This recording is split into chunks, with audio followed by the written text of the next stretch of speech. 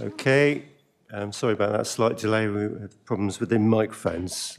So good morning and welcome to the Audit and Governance meeting. Welcome members, officers and members of the public who are viewing online. Usual procedures, if you could keep your phones on silent and mute your laptops if you've got a laptop so we don't get interruptions, that would be much appreciated. And if you could just introduce yourself if you speak and where you're from. So my name is Richard Biggs, representing Dorchester Poundbury Ward. Firstly, I'll ask John for apologies, please. We have apologies for absence received from Councillors Barry Gorringe and Robin Legg. Thank you very much. So we'll now move to item 2, which is the minutes, to confirm the minutes of the 16th of January. First of all, for accuracy, I've read through them, I can't see anything. I see a hand up from Councillor Christopher.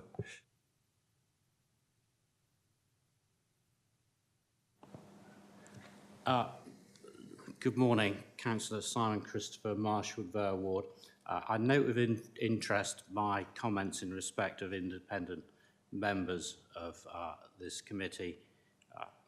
My comments that were made at the last meeting have not been included in the minutes, but for the benefit of everyone, I imagine I'm probably going to repeat those same comments and add a little bit on top as well. Thank you. Thank you. And obviously, you'll have your opportunity to express your views or reiterate your views when we get onto that item. I'm not seeing any hands saying there's any accuracy apart from that point made. Are there any updates on any of those issues from officers? Not seeing anything. Okay. In that case, they will be duly signed off at the end of the meeting. So item 3 on the agenda is declarations of interest. Are there any declarations of interest from members? I'm not seeing any. Nope. Okay. Item 4. Have we received any questions or statements from members of the public or regarding business of the committee or from town and parish councils? No, we have not. Okay, one day we will. Item 5 is a standing agenda item, which is for Audit and Governance Subcommittee. We've not had any Audit and Governance Subcommittee minutes, so we'll move on to item 6, which is called Free Financial Report, and I believe Heather Lappin will introduce those for us. Thank you.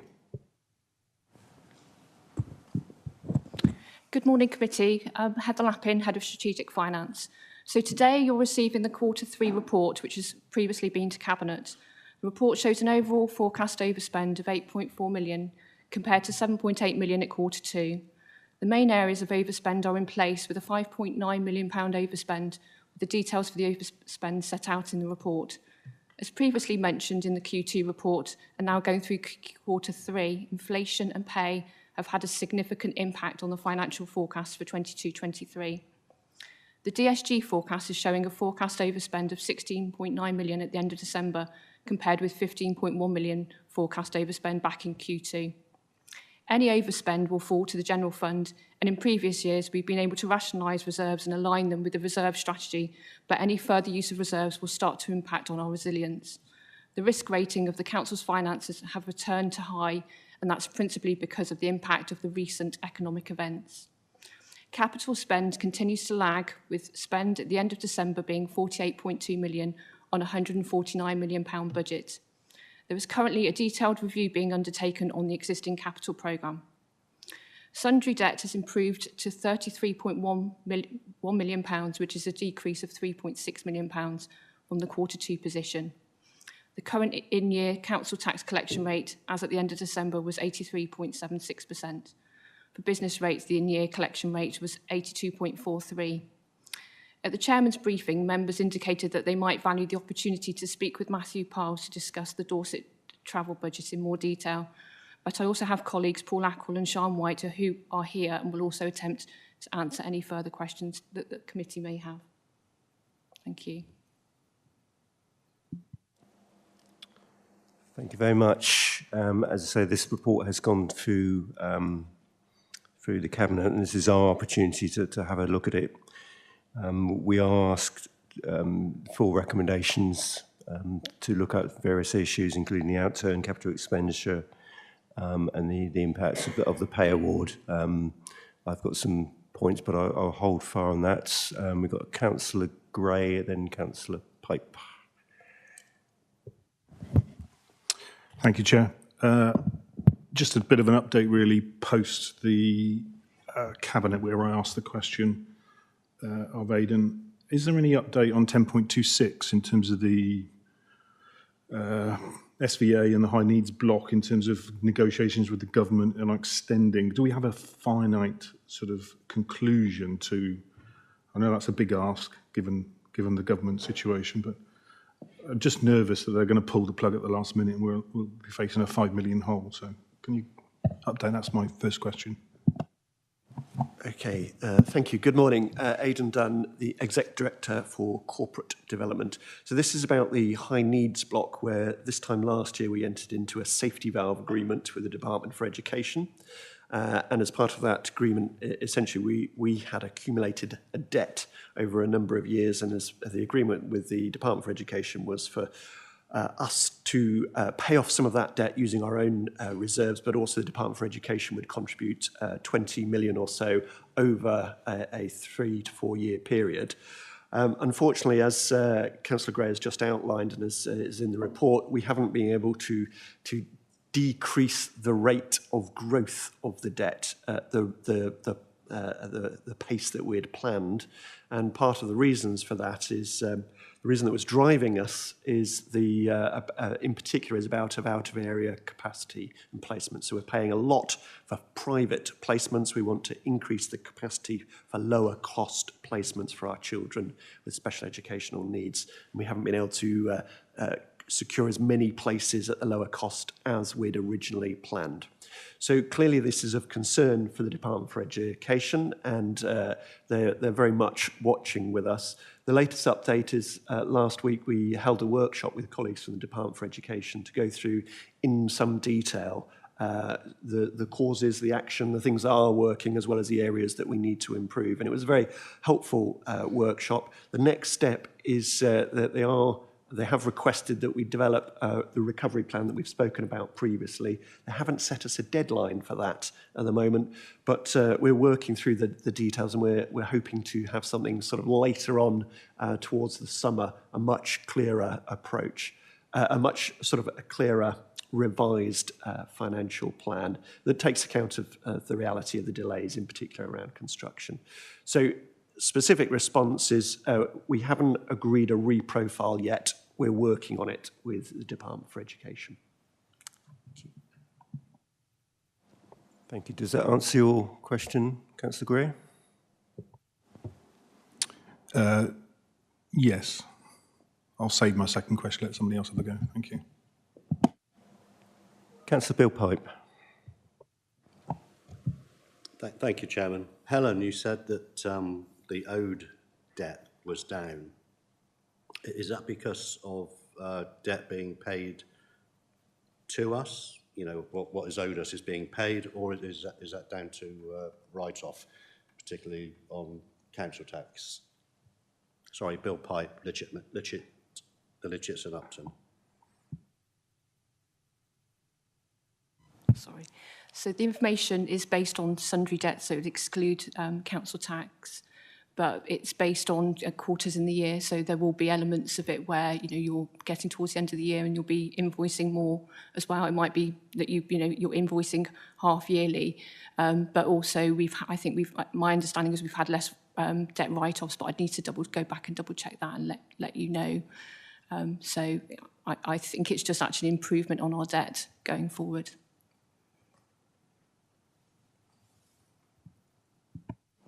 Okay, thank you, Helen. If you could email me that would be good.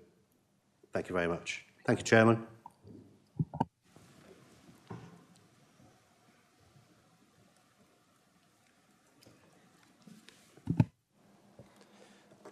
Okay. One of the key areas is obviously the outturn as we move towards the end of the year. As been mentioned by Aidan, there are obviously pressures in certain areas, one of which is in the Place Directorate, and particularly Dorset Travel seems to be up to about 50% of the potential overspend in place.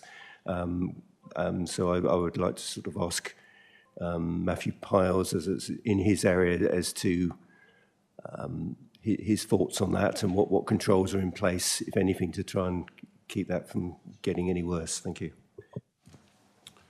So, good morning, Chairman. Matthew Piles, I am the Corporate Director responsible for planning highways and transport. Can I give a bit of context, if I may, Chair, about what is in Dorset Travel? I think it's quite important for this discussion. So, there are three elements that we provide services for the authority. One is public transport throughout Dorset. That's valued about £1.2 million per year, and that's the commercial services that we help subsidise and also allow some of our school children to travel on. There's about 600 placements in there. Our mainstream school transport, that's about 7,000 children we transport every day. A value round about £10 million in a one school, one operator contract. And that's for mainstream children. SEN transport, which is about 12.96 million. There's about 1,200 children that we transport both in county and out of county. And it was nice that Aidan made reference to the placements that transport is providing, because one of the challenges we have is in relation to the high needs block. We have many children that actually travel out of our county. And then on top of that, we have adult services as well, Chair. We transport about 1,000 people to adult services and learning and development, and that is 26 million. I will not disagree that this year has been a challenge, and it's about control and influence, from my understanding. So within the SEN travel block, it's about a 24% increase in costs. We deal with approximately 500 contractors. At the beginning of the year, there was a great deal of pressure on inflation, fuel costs and driver costs. And the market dictates what we can have, particularly in rural Dorset. The team, and there's about 300 of us who work in transport, every day put pressure on our systems to make sure that we get the best value for the Dorset Council. So what are we doing? Because that's the challenge you've asked.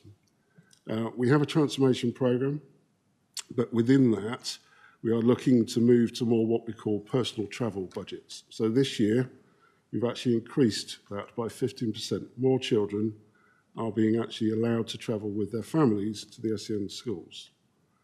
We're spending more on what we call enhanced PTPs when we know, in particular when taxi firms are suggesting very high charges, that we actually put in our own interventions, providing our own vehicles and our own drivers. We are also reviewing children within the SEN cohort. So we have to work with colleagues in children's services who actually ask for the transport to be provided, and then we put in place what is the necessary provision. So we've just reviewed what we call the top 100 children who mostly travel out of county to see if we can be more efficient. And we're actually reviewing every EHCP plan over the next 12 months to have a conversation with families and schools to see if we can provide a better provision. That's probably a summary of where we are in transport, which I thought might be helpful for this discussion. So it is. I've got a number of questions. I suppose questioners.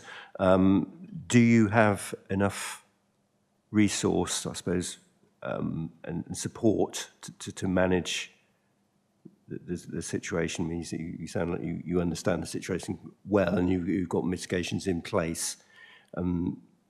Is there anything else that could be done to assist you in this, or do you think you've got the tools there to do that? It'd be wrong for me to say it's always nice to have some more resource. I think the issue for me is the market. This is both a local, regional and national problem, SEN transport.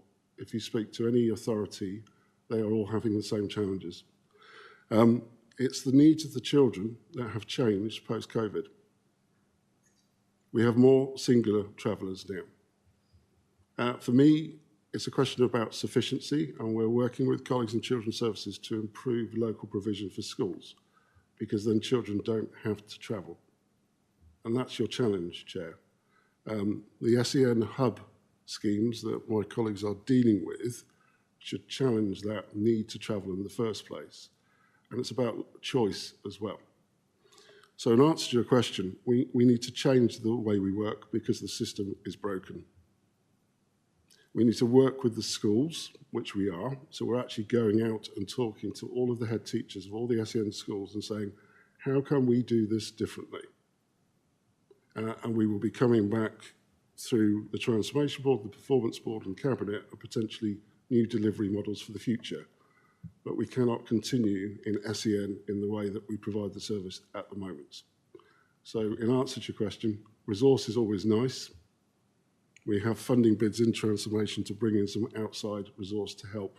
And we are looking at how we deliver the service in the future, and more information will follow. Thank you very much. I've got Bill Pipe, Councillor Bill Pipe next, and then Councillor Christopher. Thank you, Chairman. Thanks for that, Matthew. Not the prettiest picture, but I picked up on one thing. Why are parents travelling to SEN schools with their kids, and who pays? Who pays for the parents? And if that is the case, what are the criteria for parents to travel to school with the children? So you're referring to what we call the personal travellers budget. So when we have a discussion with our parents, the first discussion is, can you take your child to school? We pay an agreed rate of mileage, and it's wear and tear to the individuals because the family cohort is the most important. We know that's not possible with everybody, and then we have the discussion about, so how can that child get to school? We would prefer them to share, but that's not always possible given the needs of the child or where the school is. And it's a hierarchy that we try and work with the parents throughout their transition through both primary and senior schools to make them more independent where we can. Thanks for that, Matthew. You've actually put me straight, because I had a vision of little Johnny, mum, dad, granddad, and all the aunties and uncles leaping into the back of a taxi, then leaping off to school. Clearly not the case. Thank you, Chairman. Councillor Christopher.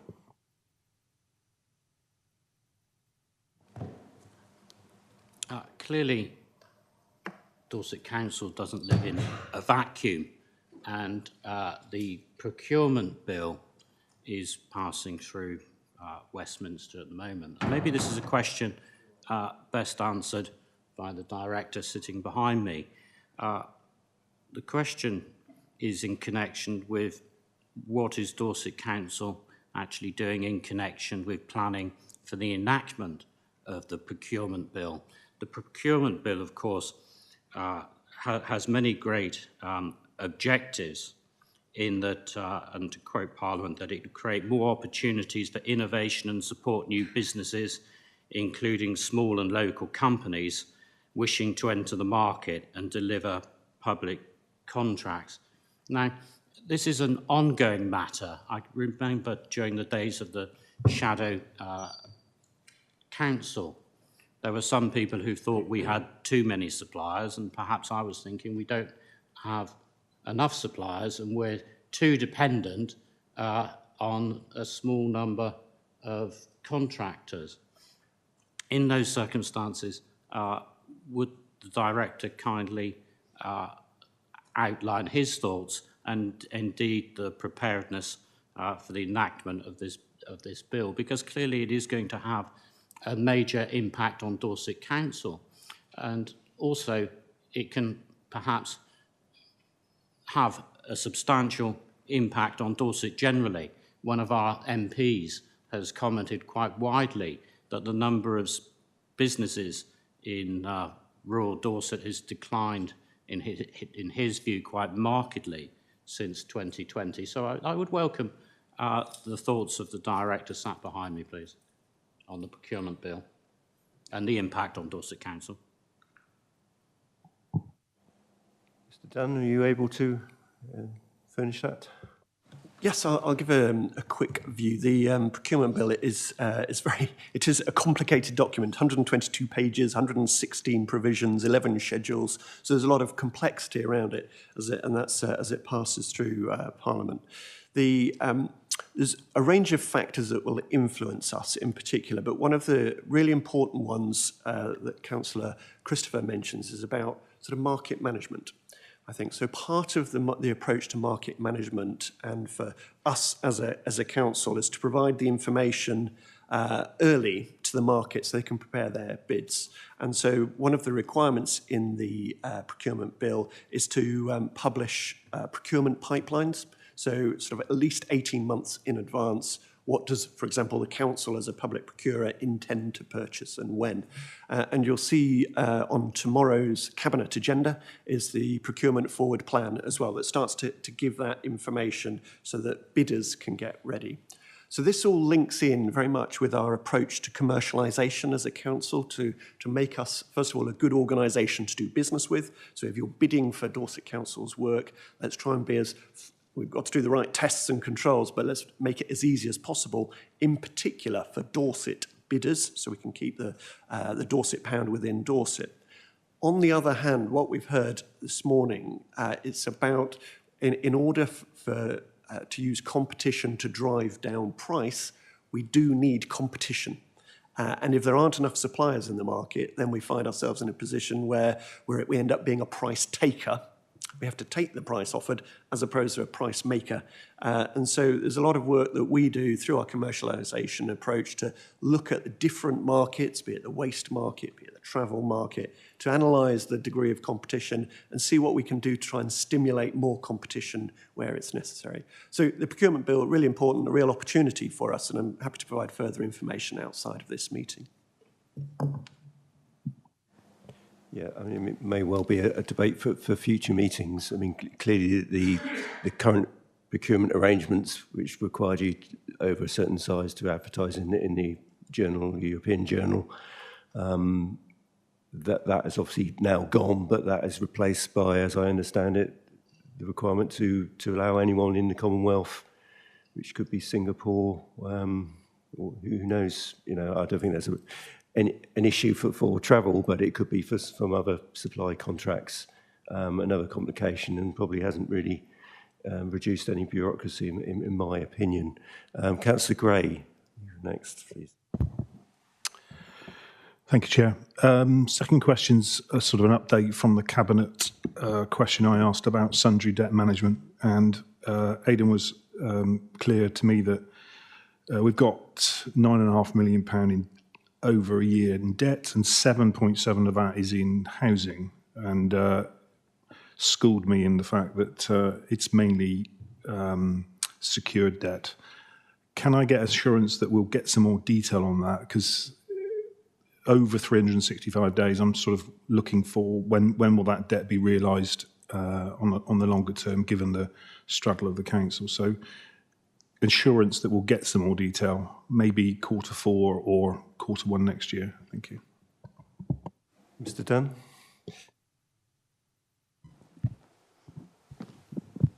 Thank you. Since you asked the question at Cabinet, I did do a bit more digging. In there, in the 7.7 million, there's also an element of housing debt and also service user contribution debt. But we talked about deferred payment, so a large part of it is deferred payment debt. The difficulty with actually knowing a timeline when it's going to be repaid is based on when the resident goes into care, and obviously it's only the debt is only paid actually at the end, the end of when the estate is being managed. So it does take time, but we can definitely look in and provide you more detail around that debt for the next quarterly management report. Thank you. That sounds good enough. Thank you. Councillor Baldwin. Thank you, Chair. Linda Borden, Lyme Regis and Charmouth. Going back to Dorset Travel, I'd be quite interested to know, given Councillor Ray Bryan has quite often said that he's almost determined to go out and drive the buses himself, on the public transport side, are there sort of similar initiatives and work going on looking at alternative ways of providing rural transport, especially in the light of all the innovations possible now, like transport on demand and, ideally net zero type, more personal and more local mobility options? Thank you. So, if I may, Chair, I think the biggest challenge we have is public transport, possibly over the next 18 months and 2 years. We are very disappointed that our BSIP bid wasn't successful. I know Councillor O'Brien has explained the rationale.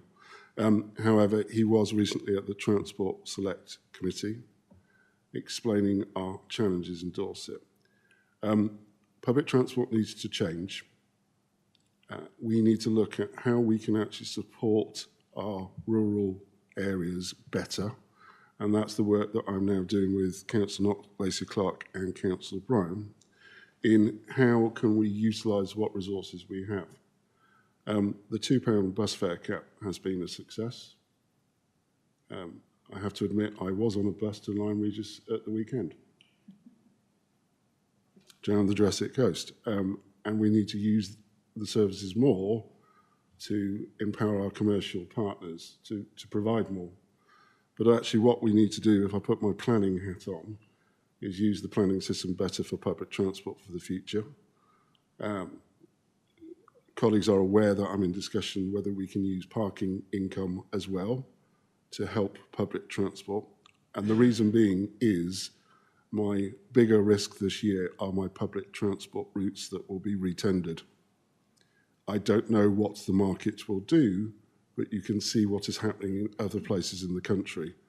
It would not be a good day if we lost our public transport routes in Dorset. So that's my main focus at the moment. I'm happy to have a further discussion with you outside. We do have successes though, Chair, if I may. We have a good system in parts of our area in Weymouth and Portland. We have more services that have been brought in recently. And the patronage, unfortunately, is going down nationally. I think it was reported this morning in the press that public transport's gone down by 2 million journeys per year. But that's not just for us, that's regionally and that's nationally. But we do have a big challenge. And quite rightly, we have to focus on what we provide. So one of the things that I'm in discussion with Weymouth Town Council is how do we make better use of the park and ride in Weymouth? How do we actually link up that sustainability and that green climate agenda? And I'm happy to have further discussions on that in the future. Thank you. That's interesting. Councillor Gray, you wish to come back? Last question, Chair. Thank you. Probably looking to get schooled a bit by Aidan now. So we have a principle in this council of, and we published that of not using reserves to balance the budget, I think. What we do is we use the general fund, which is topped up every year, I think, from reserves.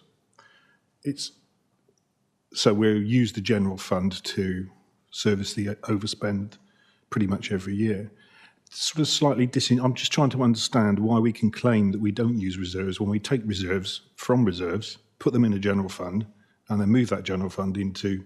It's sort of slightly disingenuous, I think. But I'm happy to be wrong, but I'd like a bit of schooling on that. Thank you.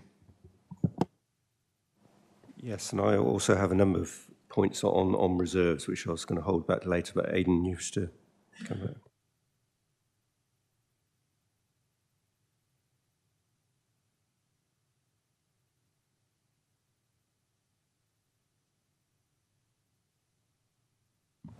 Thank you. Sorry, I was just pulling up some facts and figures. So we do First, and this is a question about this at Cabinet tomorrow, so it's an opportunity to rehearse our lines. So in terms of reserves, we have our general fund reserve, which is around about £33 million at the moment. But we also have, in addition, earmarked reserves. So these are reserves set aside for specific issues, be it sort of self-insurance through to other things that may materialise. And they're around about the £157 million mark. So we've got quite a significant level of reserves there. The budget setting principle that I strongly advocate and that Cabinet has agreed through the budget setting process is that we don't plan to use reserves when we set the budget. So when we, in terms of to plug a recurrent gap, because reserves by definition, you can only spend them once. So what we don't want to do is to set a budget that relies on us using reserves. The reality of what happens, or what has happened this year in particular, is that we have overspent.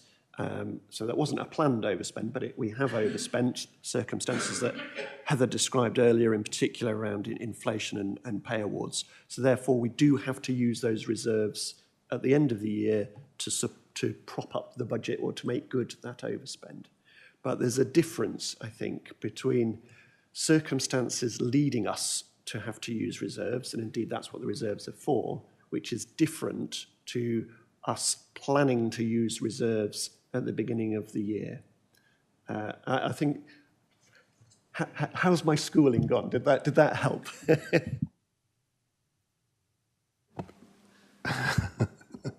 Not sure what to say to that. Swerved. That was the answer I expected. I suppose I was sort of thinking that we should, in future years, make more use of contingency as the make weight. I know we've used it the last couple of years, but it's a much more robust, it's sort of claiming, I mean, the average person in the street saying, we've got a principle of not using reserves, but we then move them from reserves to a general fund. It sort of it doesn't sit well with me. So I think, and I'm supportive of it because we have to do that, and the inflation that's in the market from all cost centres. In future years, I'd probably a more robust contingency fund that is outside of the normal budget setting, so that you could use, because what's clear to me in the marketplace and the places that we buy and service or provide services, it's going to be volatile for a number of years. So therefore, the make weight, we're not going to be, the one thing about a forecast is it's always wrong. So I'm sort of encouraging you to in future years bring more contingency measures forward so that we can put more money into contingency rather than claim that we're not using reserves. That was my point. Thank you. Aidan. Thanks. A helpful point, and I just want to draw a distinction for a second, and I'm sure you know this. The contingency is recurrent funding that's available year on year on year, which is the subtle difference between a reserve that's only available for 1 year. But in order to build more contingency into the budget, then we need to find that money from somewhere, be it council tax or reducing the cost of our services. But I think the point's well made. Thank you. Thank you. While we've got Matthew Pars here and the director, John Selgin, I would like to go to Appendix A, which is about the transformation areas, and see the one shown in red on Place Directorate. 1 point of my eyesight, 1.4, about 1.4 million. That is potentially at risk of not being achieved. Is any of that to do with transport, or is it other areas that perhaps you can? And what are the challenges that are perhaps preventing you realising those savings? If I may, Chair, this is where Councillor Gray may smile at me, hopefully. It's under recovery in the car parking account. It is part of the transformation of when we came together as 7 authorities into one, but it's not the revenue that we expected. And you would appreciate with car parking revenue, that's based on a number of factors, weather in particular, and also what's happening in the economy. but that will be taken through as part of our fees and charges for next year to bring it back into a line. Okay, I think that's sort of clarified the area that it's in anyway for me, so that's useful. There's two areas that we haven't, well, reserves we've touched on. I suppose my slight concern is, again, the sort of the slight smoke and mirrors being able to, a reserve for a reserve. And I think we've perhaps seen that in the 2 million that's going to be taken from what was said to be unearmarked reserves, which would, to me, would be the only unearmarked reserve is the general reserve. So if you're taking money from that, that's got to be refunded, and how is that going to be achieved? And additionally, I also see tomorrow's cabinet proposal for 4.5 million for a capital project. How is that going to be? To have those conversations after the budget is set seems rather, some clarity. Will that have to come back to full council to be approved, or is that something that's going to be done under executive powers, please? Thank you. So if I start, I'll try not to preempt the cabinet meeting tomorrow when decisions will be taken, but in terms of the principle around capital, when full council approved 2 weeks ago the overall budget package, what was included in there was a statement and a section around the capital programme that acknowledged that given the inflation rates are increasing, the cost of borrowing and therefore the revenue costs associated with the capital are going up. So that means that we can't necessarily afford today everything that we could afford yesterday. So what the budget paper said to full council was that it set an envelope for the capital programme to be to look at overall, for the capital programme to operate in overall, but acknowledged that a review was being undertaken, and Councillor Gary Suttle sort of signalled that review a couple of cabinet meetings ago. So unfortunately, we weren't able to complete that review ahead of the February's approval of the capital programme, but it is on the Cabinet's forward plan for the 28th of March. So the capital programme overall is going to the 28th of March and will be looking to live within the approved limits that that full council has agreed through the capital setting, through the overall budget setting process. So that's the first bit. Secondly, tomorrow there's a confidential paper that is requesting capital investment, and that will form part of the overall prioritisation process that will be coming back to Cabinet on the 28th of March. So that was the first question. Could you say again your first comment, please, Chair, so I can remind myself? So I think you've covered that. So one was the 2 million. I suppose I understand that is coming from the risk and alignments budget, which is 50 odd million. But those, having looked at that, appear to be earmarked reserves. So I'm not sure how that corresponds with the statement that it was from unallocated reserves. Thank you. So I've spoken about capital, so now we'll talk about reserves. So tomorrow's cabinet, there's a proposal to invest up to £2 million in supporting residents through a series of cost of living initiatives for them. I mentioned earlier the level of reserves that we have got, 33.2 million general fund reserves and 157 million of earmarked reserves. And the sense is that with up to 2 million is affordable within that overall package. And at the end of the year, once we've got the outturn position and we understand whether the extent that the overspend has been achieved, the overspend that Heather was talking about, the extent that that's been realised, then we rebalance the reserves at the end of the year. So that might mean that we move some from, there's a risk reserve, an earmarked risk reserve, we might move some of that to top up the general fund reserve, And we review the level of risk each year, and that helps us set the reserve levels. So that process happens at outturn once we've got all the information for the last financial year. And then we report that in the Q4 outturn report, and as we have in previous years. Thank you. That clarifies that for me. Before, I think it was Councillor Tripe. I think you had your hand up. No, Councillor Pipe.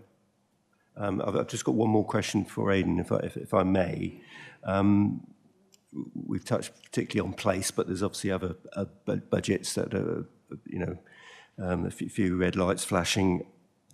Overall, is showing a potential overspend of 8.3 million. I suppose the question is that going to magically disappear, or was that going to be funded from general reserves? We think we're only about a month left. I suppose, has that figure changed since January? It might have improved, or may have got worse, I suppose.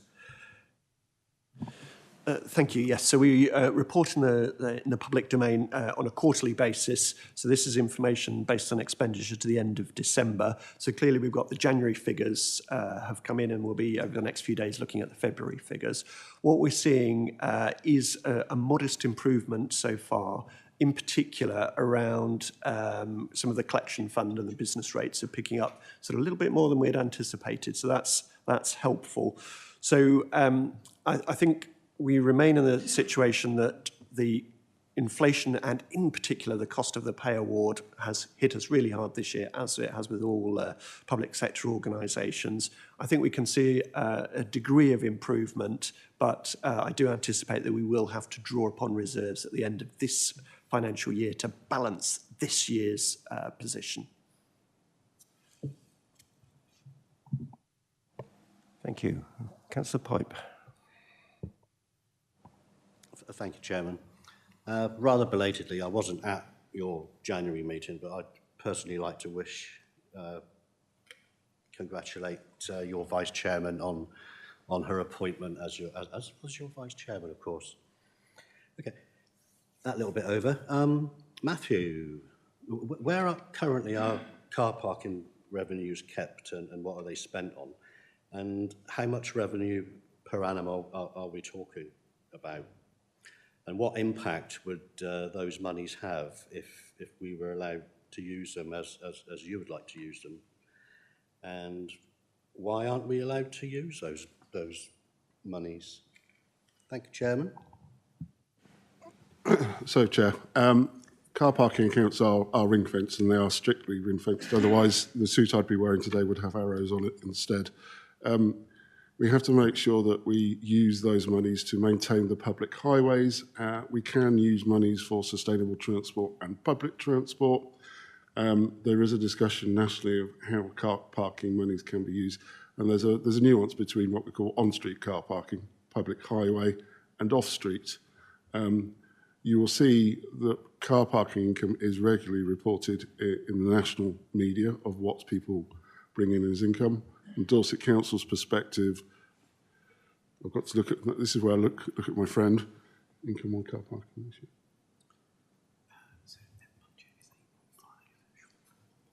Yeah, so it's circa around 10 million, both on street and on street.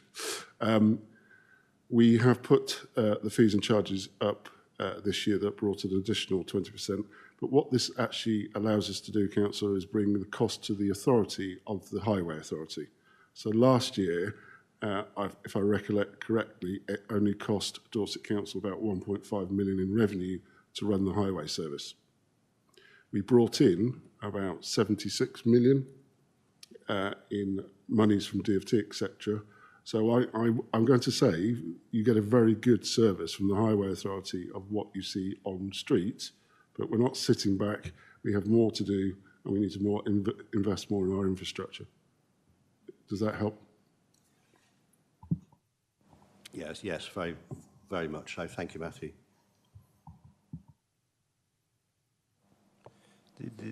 Sorry, Councillor Gray. Thank you, Chair. Always wanted to finish on a positive. Just talking about the Deloitte interim report, I just wanted to register my thanks, because it's quite glowing in there, particularly notwithstanding the valuation of assets. But one of the things that cost pressures does do is focus the mind on efficiency and effectiveness, and it does lay it out in that interim report, particularly on value for money. So I'd like to offer my thanks to them for that. Thank you. Thank you. Well, obviously, we'll get that to when we move on to the next agenda item. The only thing we haven't really talked about is perhaps the capital programme. You know, it's often one that gets moved on. We don't really look at it, but there is a fair amount of slippage, and there are reasons explained in there. I mean, is that improving, or are we still struggling to, you know, would that be re-evaluated, or are we still sticking with our capital programme as is? Mr. Dunn. Yeah, thank you. So this is forming very much part of our review of the capital programme that I mentioned earlier that's coming to Cabinet aiming for the 28th of March. Essentially, we've got a capital programme which we're, in very broad terms, saying we plan to spend 150 million, and we're actually only spending or forecasting spend around about 50 million at this point. So that's unhelpful for a number of reasons, not least that we need to get the capital programme done to build the facilities or buy the assets that we need to. And so we've been exploring the constraints. And is it, and it's a combination of capacity within our organisation, as well as supply chain issues, and just a degree of ambition that we're not able to reach. So this is the point of the capital review, because what we don't want to do is borrow a lot of money to fund a capital programme that we're not actually able to physically and practically deliver. So the review process that we're underway at the moment is being coordinated by our new Corporate Director of Finance and Commercial, Sean Creamer, who's here on my right. And it's a great baptism of fire, I think, for Sean, is going through line by line, project by project, by existing programme, the existing proposals, as well as some new capital plans that we have. And it's getting a sense of the relative priorities, how they fit with the council plan, the cost, the affordability, whether there's external funding, whether it's entirely funded internally, and all of those factors are being played through in a complex piece of work which will come together on the 28th of March. Thank you. I think that's really useful, and I think it's something that this committee would be interested in seeing a sort of where you are, sort of progress on that in future meetings, because I think too often we sort of skirt around the capital programme, and we should perhaps give it a bit more attention rather than just the outturn, which we all, you know, talk about ad nauseum probably. But yes, okay. I think we have covered the four areas that we were asked to note and comment on in good depth. So unless there's any more questions, so I will move on to the next item, which is item 7, which is the update on the external audits for 21-22. And I understand Ian House from Deloitte is online. Yes, I can see him there. To introduce your report. Thank you. Good morning, Chairman. Good morning, members, and good morning, officers. Thank you for the opportunity to just introduce this report. Hopefully it's fairly self-explanatory. Just in summary, we've got the 2020-21 audit, which is delayed, as many of you will be aware, along with 157 councils across the country. As at the end of January, anyway, that was the position. Largely, the issues have been around infrastructure assets and how they're accounted for, which has been a national issue ongoing for some time now. You'll see from the report that there's been a statutory instrument issued and guidance from SIPFA. We've been working through that with the council. The reduced disclosures are fairly straightforward to be implemented. The one thing that we've been discussing is useful economic lives being applied to the infrastructure assets. There may be some slight changes to the numbers in the accounts as a result of agreement around the levels of life being applied to assets, of different assets, although the major class of assets, roads, we're pretty comfortable with the life that was being used there. So I think it's with some of the more specialist and smaller number of assets where the lives are perhaps more of a difference. That would potentially decrease depreciation, As members will know, depreciation is an accounting concept, doesn't really impact on the council tax that needs to be raised, or the conversations you've just had around budgets. So it will be an accounting entry to correct that. We aim to be in a position at the next audit committee on the 17th of April to conclude the audit and sign shortly thereafter, subject to your approval that everything is there in the letter of representation from yourselves, which will be presented at that meeting. We are currently progressing the 2021-22 audit alongside completing the 2021 audit. So making good progress there. We have staff booked throughout March to be able to progress that audit significantly, and we would expect to be in a position to sign that audit during the summer, with the aim then to be back on track, having completed the 22-23 audit by the end of this calendar year. Or maybe just slipping into the next calendar year, but that's the aim, is to clear that backlog by the end of the calendar year. So that's where we're working to. As councillors have mentioned, we update there on the value for money opinion and the work that has been done to progress the issues in children's services. So we expect to issue an unmodified opinion in respect of value for money when we come to that point in April. Otherwise, Chairman, I'd be happy to take any questions members might have. Are there any questions from members? Councillor Christopher.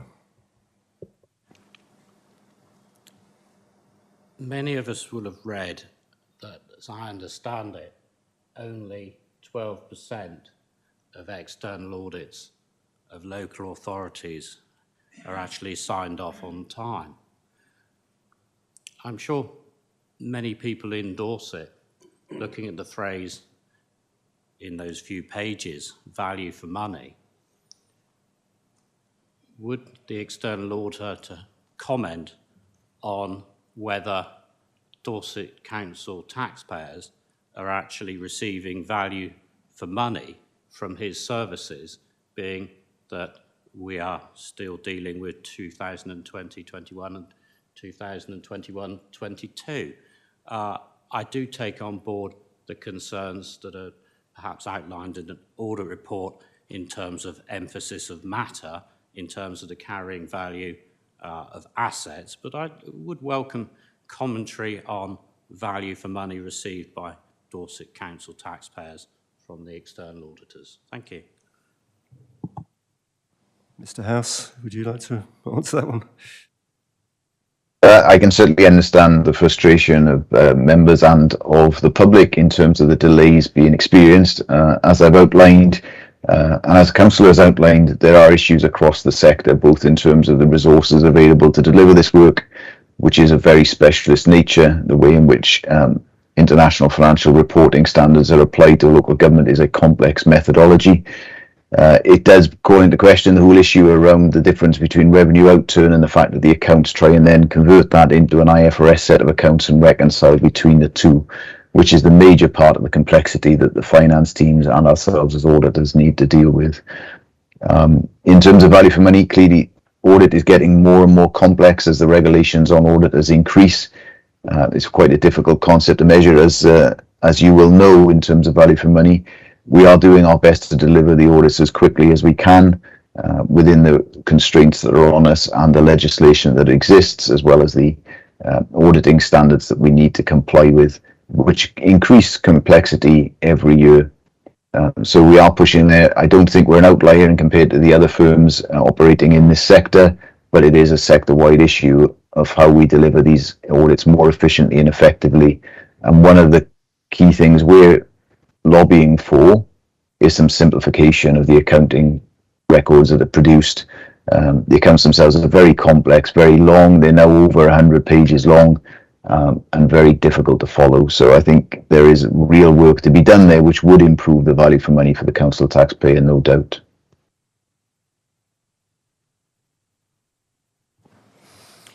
Thank you for that quite detailed answer. Clearly, there is a lot of frustration when accounts are not signed off on a timely basis, and I go back to this question of 2021 as well as 21-22.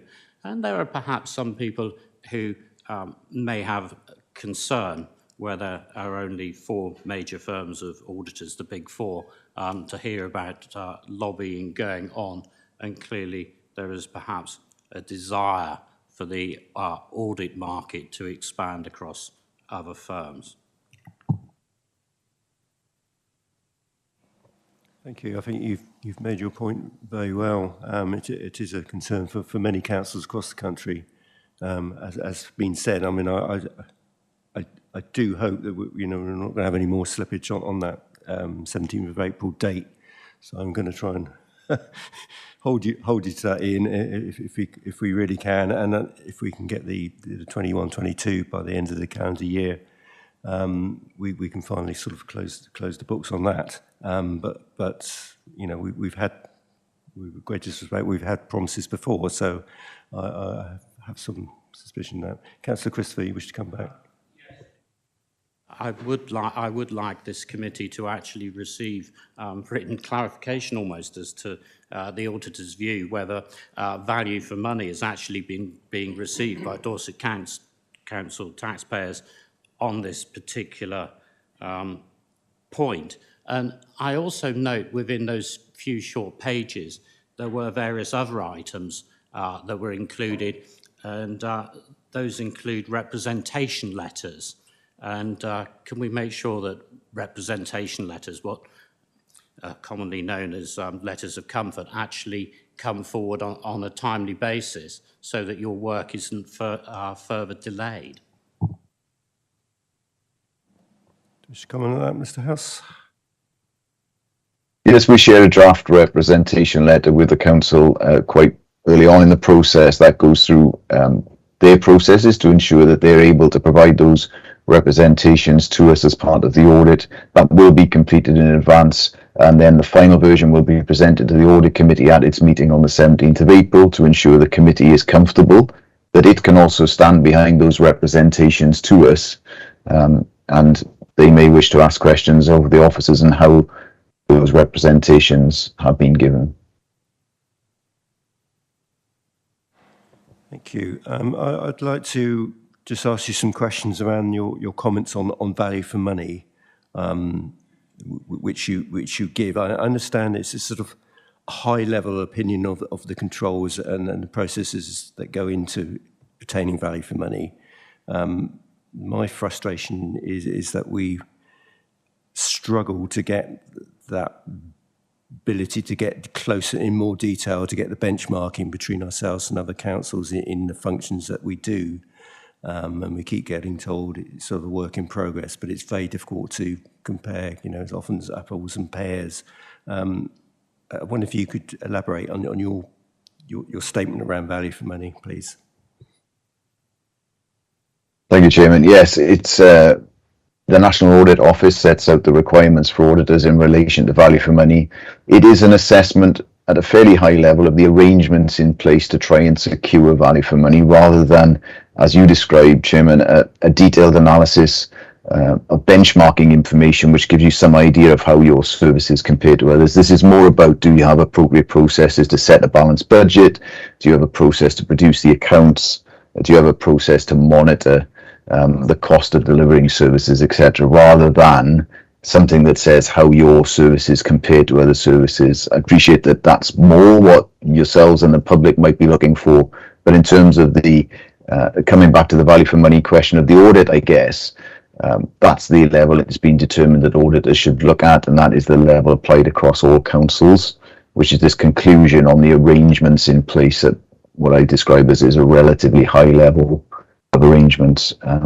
The detailed benchmarking is a complex area because it's not just about the numbers, it's understanding the differences in processes that underlie those services as well. And it's quite a complex and time-consuming area to get anything that really helps you understand the value for money that's being delivered, and which is why I believe the regulators have stopped short of asking auditors to go into that level of detail, because it is incredibly difficult to assess on a comparative basis across all services. Thank you. That is useful clarification. Are there any further questions for Mr. House? Not seeing any hands up. So in that case, thank you very much for your attendance, and we will certainly look forward to the 17th of April. Okay. We now move on to item 8, which is the appointment of co-opted independent committee members. And we've got 3 options for discussion. I guess that's something that Jonathan, you're presenting. Jonathan Mayer? It's actually Mark, I'm afraid, Chairman. Thanks, Chair, and good morning, committee. So this paper is a follow-up to the discussion at the last meeting as to whether the committee membership should be strengthened with a number of co-opted independent members. At the last meeting, there was a broad agreement from the majority in attendance, but not all. But it was agreed to bring a more detailed proposal to this meeting.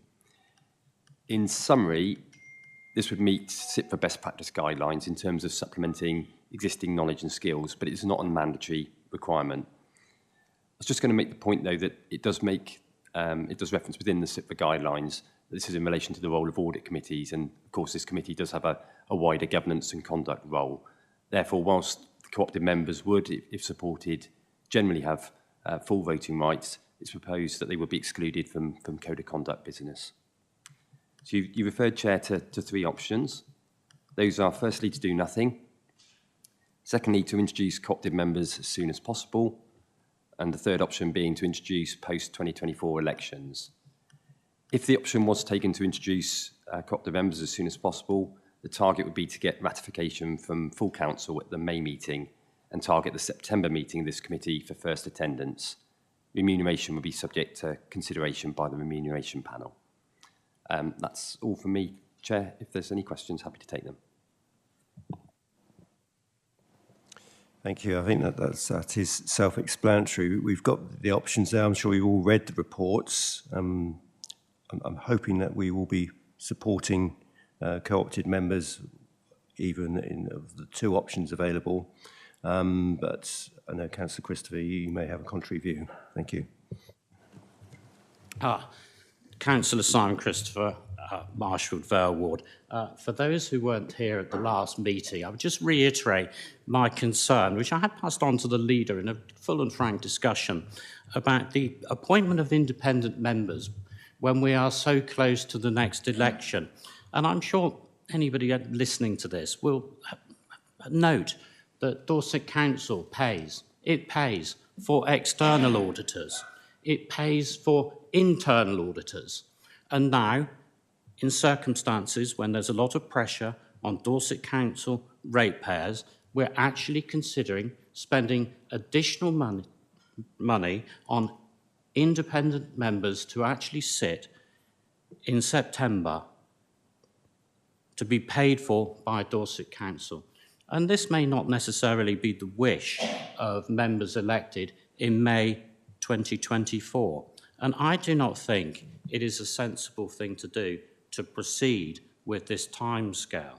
And I would like to hear comments from my fellow committee members on this point, whether it is a sensible thing to do to have independent members on this panel from September 2023, because I certainly can't support it. I said this at the previous meeting. It wasn't included in the minutes, but I reiterate the point now. People will wonder why we're spending money. We've just heard that the external auditors are looking at the 2021 figures still, the 21-22. They haven't signed them off. Only 12% of external audit reports for local authorities are completed on a timely basis. We're obviously spending a lot of money on external audit. The cost of internal audit is paid for by Dorset Council taxpayers, and I don't think it's pertinent for this to commence in September 23 and bind future members of this council. I look forward to hearing from my colleagues. One of the, I haven't seen any hands rapidly shoot up, but I will come to, certainly on the LGA's advice, it is good practice. Many councils are doing it. In terms of financial, it is drop in the ocean compared with the 330, whatever it is, million we're spending on revenue. But one of the key advantages is seen, and why I would prefer to have it up and running as soon as possible. It provides that level of continuity. I suspect an awful lot of members are going to be retiring some may lose their seats, etc. It gives that continuity. If we have somebody in audit, you know, it might be that none of us are here as a future audit committee, with some continuity there from those independent members, would be my view. I've got Councillor Gray, Councillor Baldwin, and then I've got Councillor Pike first. Thank you, Chair. I can't agree with Councillor Christopher based on a cost basis, because I think I read in the report between £500 and £2,000. So from September right the way through to April is a minute cost, given the benefits that we see from external members.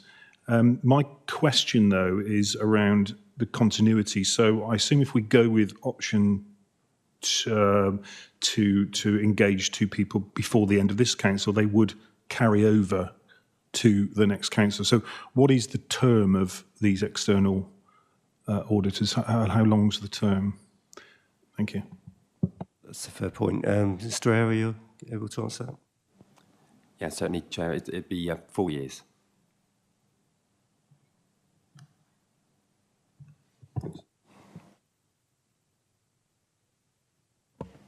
Thank you, Chair. Belinda Borden, Lyme Regis and Charmouth. There's no specific, compulsion for people to be paid. There may be people who are prepared to do it on a voluntary basis. And I do agree that I think it would be a good thing.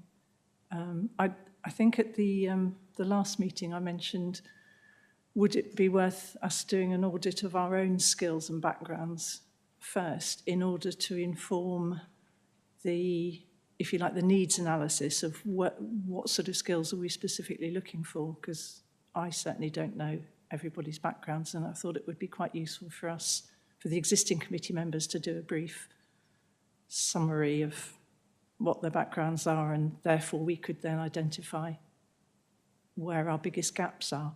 And I agree with you, Chair, that because I did the LGA financial governance training in January, I think it was now. And it's definitely the direction of travel. It's definitely best practice. And the feeling from the trainers were that the government would actually be legislating for it at some point. It's seen to be a good thing for us to do. Thank you. Thank you. And I think the comments around skills audit is something that's very worth considering. I see Jonathan Mayer's got his hands up. Chairman, Jonathan Mayer, Director of Legal and Democratic, if I could just comment on the skills audit point. I think a skills audit is something that we should be doing anyway for members of the committee. But of course, taking up Councillor Christopher's point, you have an election next year, and this committee's successor committee could have a completely different set of members with different skills. So I think as far as independent co-opted members of this committee are concerned, it's better that you should establish what is the core set of skills that you would be looking for from co-optees, rather than try to fill a gap in the skills of the existing committee. So what are the skills you need, rather than saying, well, there's a particular gap at the moment, because that gap might not be there in a year's time. I've rather lost track of who's next. Was it Councillor Pipe, I think, and then Councillor Trite? Thank you, Chairman. I'm not entirely convinced that we need the two independent members. Skills audit is good. As Jonathan's just mentioned, you know, we need, if this thing does go ahead, what relevant skills are we demanding from these two? And it sort of feels as if the powers that be sort of look at us as a committee at the moment and say that we don't actually have these skills already, you know, because you want to draft in people from outside. We're quite capable of doing this thing ourselves, I'm sure. And if we are to do it, I wouldn't want it in this council. I'd wait until the election, let it be their choice, as has already been said. Most of us, or well, some of us, won't be here. And why should we encumber them with the decision that we've made when you've got a 4-year council coming up next year? Let them decide if this gets through. Thank you. Thank you for your view. Councillor Tright. Thank you, Chairman. I do support the co-option of 2 in principle.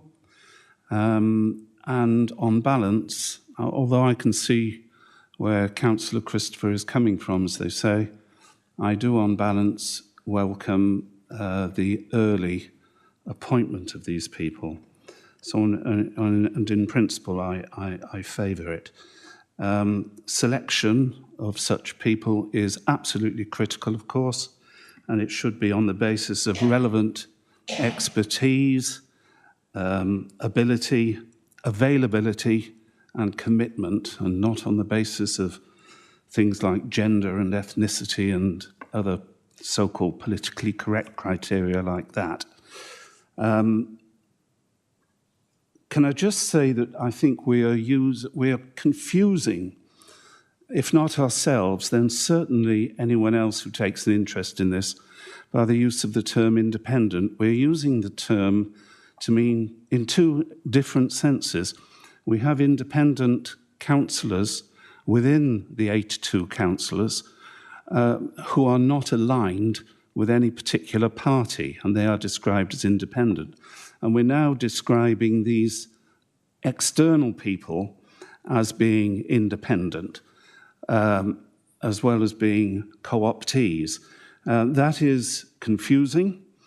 It is also a little bit of a slur, I think, on the rest of us who are on the committee, because it kind of implies that that the rest of us are not independent in our judgment and in our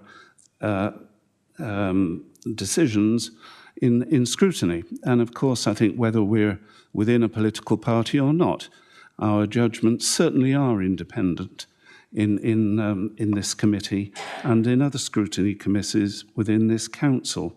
So I think the word is entirely wrong. I think we should refer to them as co-opted members alone, not co-opted independent members, but co-opted members. Unelected, I would assume, is too truthful for these days, but that is the most accurate term. But they would be co-opted members rather than, certainly not describing them as independent, although that it may be beyond our ability to change the name. So in answer to Councillor Christopher's original request, yes, I do support this, and on balance, I would favour it being done in September, although I can see the case for leaving it until after the next election. Thank you. I've got a number of members, but I see Mr. Mayor wishes to comment on that point, I assume, around the naming, etc. Yeah, Chairman, thank you. If I can apologise, no slur intended in the use of the word independent. And from an officer perspective, there would be no difficulty in dropping independent and simply referring to co-opted members. Thank you. Councillor Cocking and then Councillor Gray, please.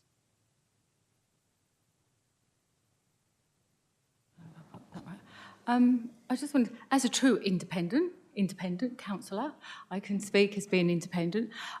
What Councillor Christopher was saying about delaying it until May next year, which, yeah, in a way would be good, but this committee changes year by year anyway. So if we did wait till May, and then those who were elected in May stood on audit and governance, the following May, there may be other different audit committee members, because some of us have been on this committee 1 year, then the next year not, and then come back next year. So to delay it purely because of the elections, I think is perhaps the membership of all committees, planning, licensing, this committee always changes year by year. You never have exactly the same 12 members. So I think to delay it just purely on what Councillor Christopher said about the election, I think it would be better to have it sooner rather than later. And I think to have someone who looks from your work outside is always a useful thing as well, because you can learn from other people and other members. And if it's an outside external person or co-optee or whatever we're going to call them, other members can learn from them. And I think all councillors can learn all the time. And what Councillor Baldwin said about doing a skills audit, Hayley did do one for this committee, and I don't know whether it was about a year ago, and we had to fill out one so perhaps rather than as sharing it with everyone, Hayley could send that one out again. And then there's a feedback about, I don't know who it went to, whether it went to the chair or whether it went to Matt Prosser. So we could all do an individual skills audit and answer a questionnaire. And Hayley did one, as I say, about a year ago. So we could do that again rather than perhaps such a detailed one as Councillor Baldwin said. So I think there's lots of things that we can do to actually improve this committee, but any committee can always improve. But I think if we do it sooner rather than later, it's not going to really change anything. And as Councillor Gray said, the minimum payment between September and May is going to be quite minuscule anyway to the council, considering. But I know every penny counts for every person. So I know the cost of living crisis isn't that. But so that's just some of my thoughts on it. But I would prefer that we do something sooner rather than later. Thank you, Chair. I just wanted to remind the committee that we already do have co-opted members. I quite like the description that Councillor Choi, I think that's a valid point. The Harbours Committee's had co-opted members, independents or co-opted members for a number of years, and I'm an advocate of them because they bring specific skills, and I think it is important to get the right. So I think this committee should debate the absolute core skills that we do need, because they can provide valuable insight and decision making. So I'm an advocate of doing it straight away. Thank you. Thank you. I think we've had a very detailed debate about this. As Councillor Christopher, you wish to come back? Okay.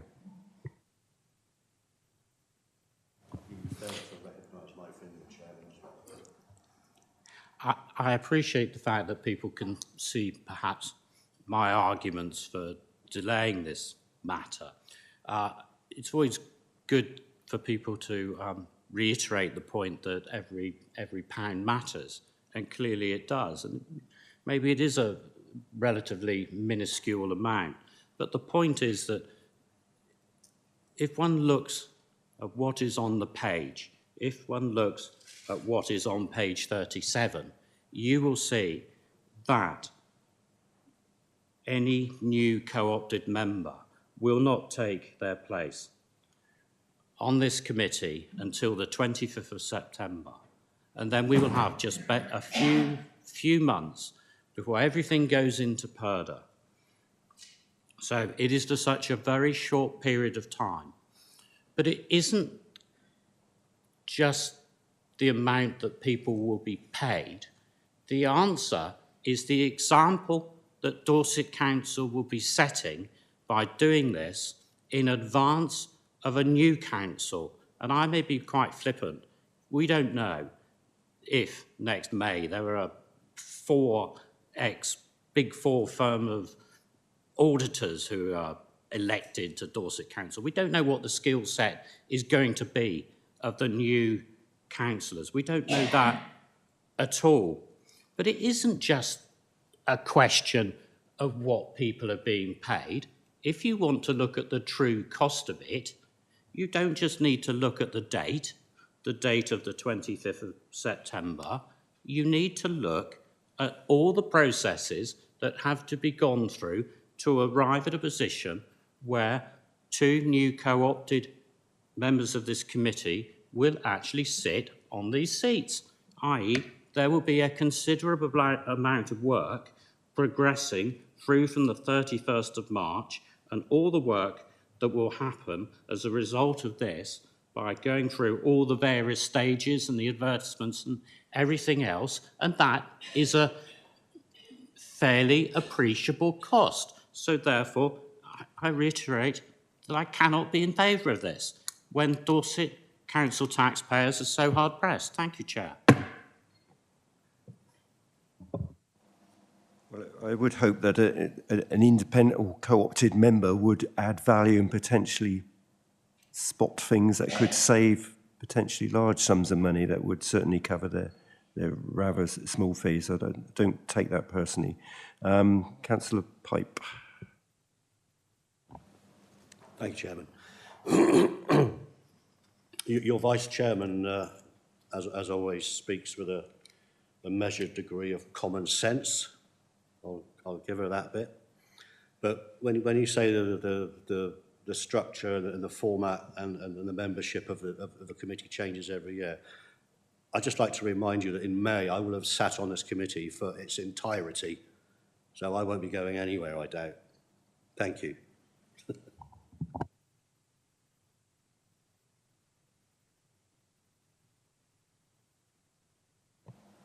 Right, I'm not seeing any. Oh, Mr. Mayor.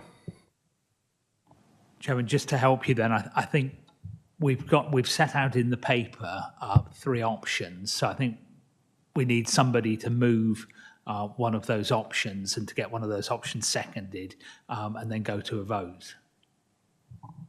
Yeah, I was trying to wrap up the proposal afterwards. Councillor Trite, do you wish to make a proposal for one of those options?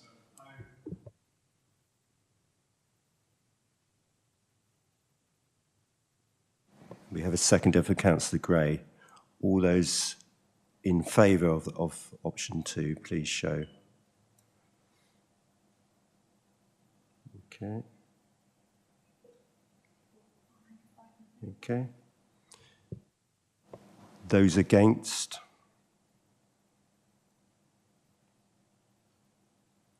Got 2. So that's a clear move for option 2. Obviously, this is not the end of the story because it will go to full council who may have their own opinion. But I thank you for that full debate, and I think that there are pros and cons, there's no doubt about it. And there's no guarantee that we would get somebody in time anyway, but I think the weight of argument is more in that favour. Okay, so that concludes that item on the agenda. So we now move on to item 9, which is review of public participation, which is the Chairman of Council's wish that we look into this. So, Mr. Mayor, are you going to lead on this, or do you want me to? Chairman, I thought in fact Susan was going to lead on this, but I'm happy to if you wish. Thank you, Chairman. So members of the committee will recall that the Chairman of Council put in a request last year for a review of the procedure rules, and this committee agreed to set up a task and finish group. That task and finish group was cross-party and included the Chairman of Council and the Vice Chairman of Council, and the group met in January to review the procedure rules, and the recommendations that were made by the task and finish group are set out in the report for you to consider today. Any recommendations that you wish to make today to amend the procedure rules will have to be forwarded to full council, as they are a change to the Constitution. So it's for members today to consider the recommendations in the report. Thank you, Chairman. Councillor Pipe. Thank you, Chairman. As I recall, yourself and myself are the only 2 members present at that task and finish group. Oh, I beg your pardon. There are three of us, three of the 4 or 5, I believe. I do apologise. What went on at that task and finish group was a very thorough exchanging of views, most of it along very common sense lines. I think you'll all both agree. And I don't see that there's anything that actually needs changing in that, but I'm sure if there is members today will question that. But I think what we actually achieved was a good result. Councillor Gray. Thank you, Chair. Can I ask, are we taking A to E as one vote? Because I've got a slight problem with A, but can you just... It was my hope that we could take them on block, but what's your concern around A, please? Yes, when these new rules came in with planning, I objected to them then. I take the subgroups council on this, and by and large, I'm okay with it. My only concern is the first 8, because, you know, we're here at the behest of our residents, and if there is a particularly difficult issue, let's say, that people want to comment on, local plan, let's say, as an example, to limit to 8 when there might be more residents that want to contribute to democracy, I feel a little uncomfortable. I'm not sure that there has been many of those, but you know, en masse, and I understand the the amount of time that we give over to public questions. Yeah, I'm not sure I'm answering my own question, so I'll probably vote for it, but I just have a slight. I'm sort of looking for maybe if there was an exceptional circumstance, could we give an exception if there's a particularly controversial issue that more than 8 people would want to come to council and comment? Thank you. I guess that could be at the chairman's discretion for exceptional circumstances. And of course, this, I think, would be under review after a year. So if it's not been proven to work, and I think that there's plenty of opportunity to change that. I don't know if Councillor Borden, if you have any comments regarding that, or to add to the conversation. Yes, I don't quite know how to say this, because we did have a fairly detailed discussion back and forth, but to me, it felt as if the actual voting was on party political lines. That may just have been a coincidence, but that is how it felt. I share Councillor Gray's concerns about. We discussed whether or not we could allow 45 minutes or whether there could be more flexibility. So yeah, I didn't wholly agree with what was compromised. We reached a compromise, and I do share the concerns that we are in effect limiting public participation, when I think it's really, really important that we should be encouraging public participation. And we did say at the beginning of the group, I did say at the beginning of the group, I did want to commend Dorset Council on the fact that it does enable people to come to the meeting or to send questions in and attend remotely and get answers. I think that's a really good thing, and I would hate to see that process discouraged. So I did have reservations about limiting it to 8 questions and 30 minutes. Councillor Gray, and then I think Councillor Pipe, you wanted to come back? I'm going to propose an amendment to A around, in exceptional circumstances, can the chair have discretion to have more than 8 questions? Wording, Susan can work that out. Thank you. As we've got an amendment, I'll just hold fire. Councillor Pike, do you have a seconder for that amendment? Councillor Borden?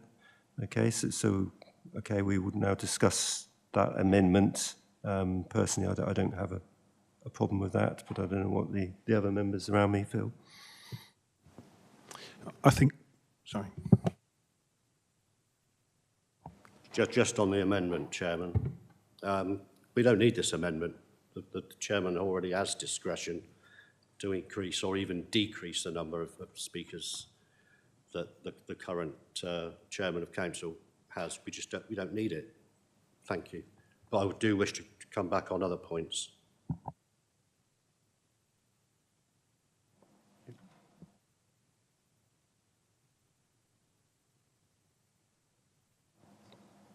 Okay. Anybody else want to speak on the amendments? Assume you wish to keep your amendment. Okay. In that case, we will vote on the amendment. All those in favour, please show.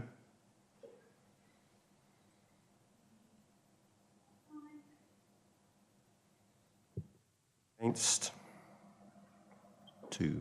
Okay, so the amendment is carried. So we now take the substantive motion on block with that amendment added. I should say, and perhaps I should have just realised that Councillor Alford, is he online? Yeah, he's not requested to speak. He had a differing view on the outcome of what should have been agreed, which was basically around having a written question rather than reading out. I don't know if Councillor Alford, if you wish to join the conversation, I do apologise, I should have brought you in earlier. Good morning, can you hear me? We can indeed. I read the paper and I thought to myself, there's a real opportunity to do something in a way which demonstrates to the public that we're interested in their concerns and we have a sense of efficiency in the approach that we take to answering the public's questions. So I thought there was scope within this paper to try and achieve that, and also to avoid duplication. So it seems to me, instead of reading out questions, we can display them on a screen. If we get to the end of 30 minutes and we haven't dealt with all the questions, then we can have an answer sheet which could be circulated virtually immediately. The half hour is over. So I just felt as though there was the opportunity to be innovative, to use up-to-date technology, and to demonstrate to the public that this is an area of activity which matters to us and we're interested in doing it well. So I think that's a good point to be on our toes regarding being interested. And I think that's something that we can look on an ongoing basis. And obviously the chairman of council would actively do that, I think, in conversation with officers. But I think we take that on point. Okay. So we will now take the full vote with the amendments as it stands. So all those in favour, please show.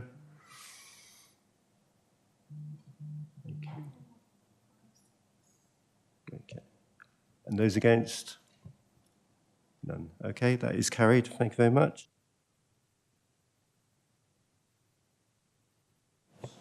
Move on to the work programme, which is item 10 on your agenda. Again, pretty self-explanatory.